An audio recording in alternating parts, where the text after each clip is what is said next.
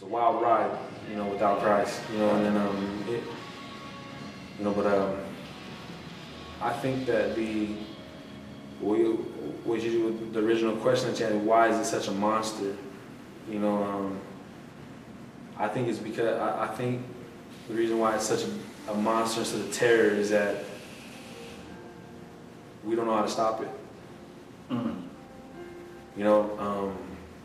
Think about it. And I don't remember where they attacked us. Just a couple of them, but they had all the weapons in the world. It's not that there's a lot of them. It's just that it's so powerful. We don't know how to stop them.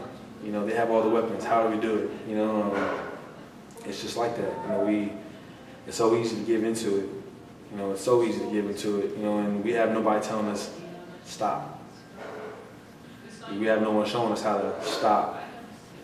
Things that we to do to stop it, and and feel less, and to get in, from being a slave to it, and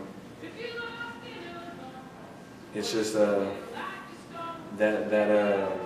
part of it is not being taught, to young men, and men in general. Right. I believe it. It's all we know is what to do, not to stop it. Now, you mentioned high school. If your high school was anything like my high school, year after year, all 4 years of high school, I saw nothing but young girls getting pregnant, having babies. I saw a lot of sexual transmitted diseases as far as persons being, encountering those people that I knew, and, through, ear hustling, you hear about persons who, man, this person got a disease. How did he get it? Just sexual. They had sex with this girl. They had sex with this boy, or whatever it may be. But we're talking, it's being imposed on us to have sex. But like you said, the dangers of being sexually out of control are not being emphasized enough. Are you talking about in the home? Or are you talking about in general? I mean, what are you saying? Yeah, in general. I was just thinking about it. It's being that it's not being taught. There's a big reason. That I think a lot of men and a lot of women are, so caught up in that is that it's a good feeling. The feeling is that we're wanted. We get a sense of identity being that we're wanted. We feel like we're somebody. We feel like a lot of women want us. Hey, I'm wanted. I'm a man. I'm more of this. I'm more of that than this guy is. And if a woman's sexually, is attractive physically, it makes her feel the same way. Yeah. And that's it's totally manipulated. As far as you were saying, are we sexual beings? I believe so. Otherwise, if we weren't, there would just be one of everyone. There would be no need for having kids, multiplying, as far as exactly, if we weren't made that way, but there's a structure to everything. There's a right way to do everything. The Bible makes it clear.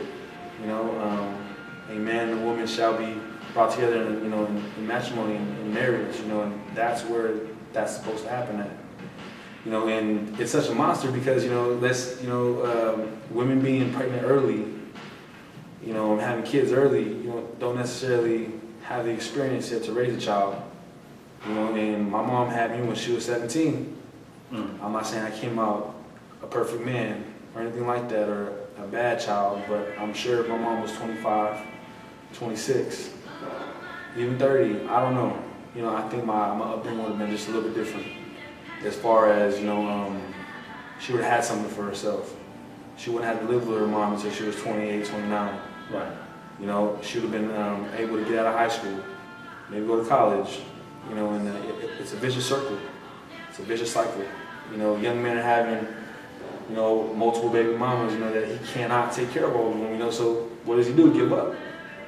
I'm gonna run, I'm gonna go on the run, I'm gonna move, I'm gonna leave. And there was another child without a father. And there's another child that goes unlearned, untaught, how to be a man, or a good man. Right. You know, and you got mothers trying to teach a man how to be a man. They're not a man. You know, it's just a vicious cycle. You know, and we're, you know, the influence on, you know, being promiscuous is a lot stronger than the influence on being a good man is. Being a good man is boring. Being a good man is dull. You know, being a good man is not as fun as being, you know, some being who we want to be. You know, and letting your sexual nature run. Well, I believe that there's a lot of young men out there, you know, just reflecting back on all like being that we're talking about, being young and being sexually out of control. A lot of times, like you said, when a young man grows up and begins to move out into the world on his own, now he doesn't have the borders. Now he doesn't have the structure of the home. He doesn't have the influence of mom and dad or the rules of the home to really keep him, right? And so now he's more open to engage into all of these different things, especially sexual activity. And I remember being in that place where there were no walls, there were no borders, there were no rules. I was on my own. And you are absolutely correct when you say that when you begin to become sexually out of control like that, you don't know how to stop it. Right. I was there. Didn't know how to stop it. Wanted to stop it. Wanted to. Badly. Just didn't know how. Didn't know what to do. Again, until I was 22 years old and I met the Savior. That was the only way, that was the only power that I was able to tap into that gave me power to be able to stop it, right, to be able to suppress it, to be able to hold it back and keep from engaging into that activity outside the context of marriage. That was the only way I was able to do it. And so I do know that, you know, what you're saying is like when you know, it's so monstrous, it's so dangerous because we don't know how to stop it. We can't stop it. A young man, even though he may say, I got this, I know what I'm doing, I'm not going over the edge, you know, what's wrong with having a little fun?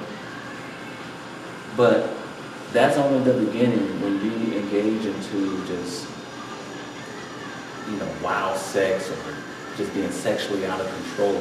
That's only the beginning. Right. Let me just ask you, Chris, what would you say to a young man today who has that struggle, but yet at the same time has a huge want to stop, to get out, to resist, but can't? I think the answer's simple. You know, Jesus Christ. That's it. You know, we have no self-control outside of Jesus Christ. You know, we have no, we don't contain the ability to stop ourselves and to tell ourselves no, you know, because we are fallen creatures. You know, we're weak, you know, and sure, you could probably stop for a few months, but you will fall again, you know, and I'm not saying it's impossible, you know, but it's definitely unlikely, you know, to be able to just control that by yourself. You know, just, you know, if you want to stop, you know, stop. You know, fall before the Father. You know, get saved. You know, and you know, find a good church. You know, find some mentors. Find some men who talk to some men. Be open with some men about, you know, everything. There's no need to hide who you were. You know, because that's not who you are anymore. You know, after you get saved. You know, and life becomes better, life becomes easier, you know, being that you're honest with yourself and being that someone can see you for who you were and you're not embarrassed by it, you know, and you don't have to be embarrassed by it, you know, because everyone at some point needs help, you know, and as far as, you know, that sexual, you know, thing, again, you know, find some men, you know, find a couple men if you have to, find a pastor, you know, that you can confide into, that you can, you know, pray with, you know, that you can have discussions with, you know, and you know, and set a structure for yourself. You know, set up a plan. You know, if you have to. You know, this is the plan that I have not to be caught in a situation like this, you know, and that's what I would say to a man who is struggling with that, you know, is again, you know, fall before the Father. You know, if it's that serious, you want to stop that bad, there's your answer. You know, fall before the Father. You know, get saved. You know, give up. Stop.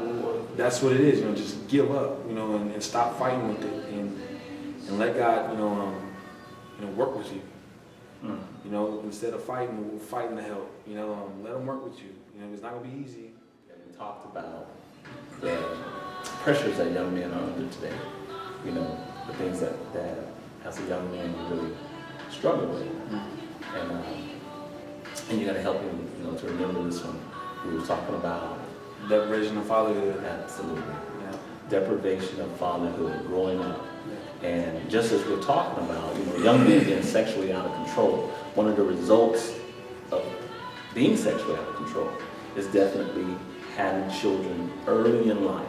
Right. As a young man, not knowing how or what to do and how to take care of a child, because in and of itself, you're a young man yourself, Right. not far from childhood yourself.